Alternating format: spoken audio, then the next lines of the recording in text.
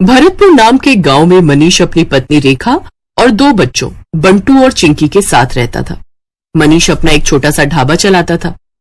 मनीष बड़ा ही लजीज खाना बनाकर बेचता था, जिससे उसका ढाबा ठीक ठाक चलता था। वाह यार मनीष, क्या लाजवाब खाना है। तुझे पता है, इतना स्वादिष्ट पालक पनीर मेरी माँ भी बनाया करती थी यार। सच में मनीष भाई, मजा आ रहा है। उसके ढाबे पर उसके गांव के और आसपास के गांव के लोग खाना खाने आते रहते थे। लेकिन अब जुलाई का महीना शुरू हो चुका था। उसका ढाबा कच्चा बना हुआ था, जिस कारण बरसात के समय में वहां पानी टपकना शुरू हो जाता था और इसलिए बरसात में उसका धंधा मंदा पड़ जाता था। उसके ढाबे पर कम ग्राहक आने लगते हैं। बाहर बारिश जोरों पर थी। हे भगवान, पिछले 2 हफ्ते से बहुत ही कम ग्राहक आए हैं ढाबे पर। अगर ऐसे ही चलता रहा तो कैसे काम चलेगा। कहीं ऐसा ना हो कि फिर मुझे अपना ढाबा बंद करना पड़े। आप चिंता मत कीजिए जी, ऊपर वाला सब ठीक कर देगा। बारिश में लोगों को आने में थोड़ी दिक्कत तो होती ही है, ऊपर से ढाबे में पानी भी टपकता है, शायद इसलिए। अच्छा चलिए, आज मैं भी आपके साथ चलती हूँ ढाबे पर। वो दोनों ढाबे पर चले जाते हैं। उस रोज भी खाना बनाते हैं, लेकिन उस रोज भी बारिश के चलते कोई नहीं आता। लगता है आज भी ये सारा गरीबों में बांटना पड़ेगा। कोई ग्राहक नहीं आया। उस रोज भी वो सारा खाना गरीबों में बांट आते हैं। ऐसे ही दिन बीतते हैं।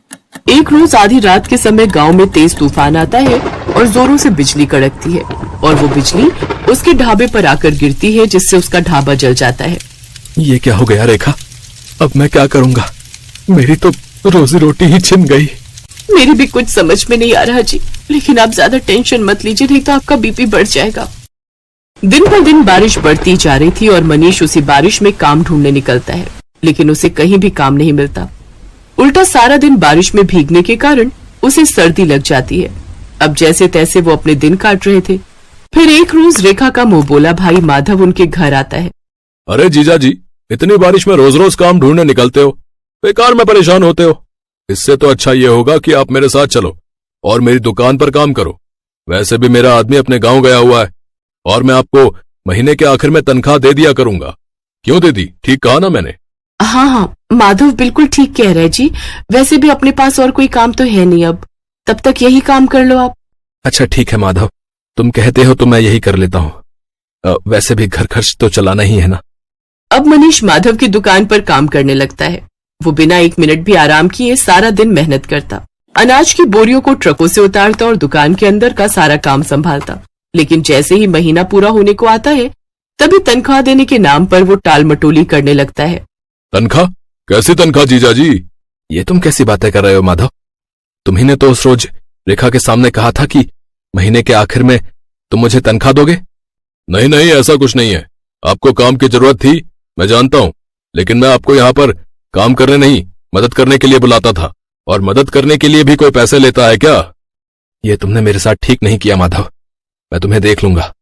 अरे जाओ जाओ, बड़े आए मुझे सबक सिखाने वाले। मनीष दुखी मन से घर आ जाता है।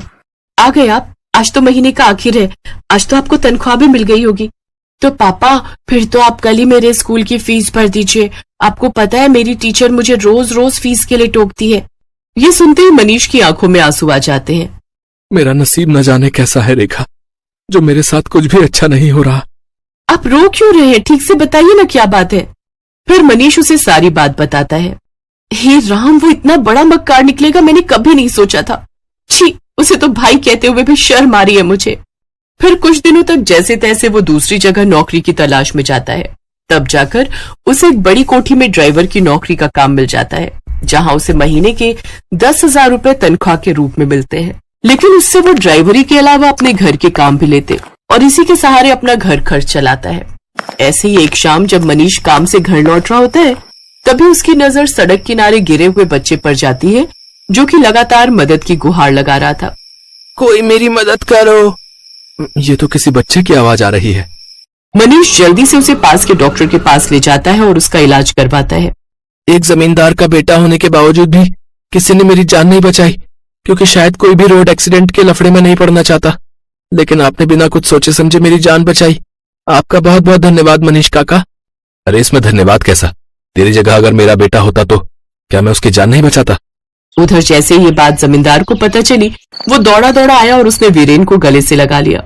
तेरा बहुत बहुत शुक्रिया मनीष। अगर आज तू ना होता तो पता नहीं मेरे बेटे का क्या होता।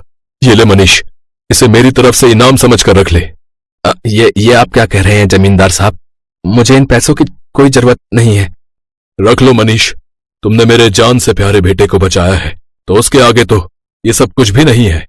मनीष जब घर आकर देखता है तो वो पूरे 5 लाख रुपए होते हैं। ये देख वो बहुत खुश होता है। अब वो जल्द ही सड़क किनारे अपनी जमीन पर खुद का पक्का ढाबा खोल लेता है। सड़क किनारे होने से अब उसकी और भी ज्यादा कमाई होने लगती है। अब बरसात में न तो उसके ढाबे की छत टपकती और न ही ग्राहकों की कमी होती, क्योंकि गाड़ियों में घूमने निकले लोग उसके ढाबे पर ही अपनी गाड़ी रोकते और लजीज लजीज खाना खाकर बारिश के मजे लेते। अब मनीष अपनी पत्नी और बच्चों के साथ खुशी खुशी रहता।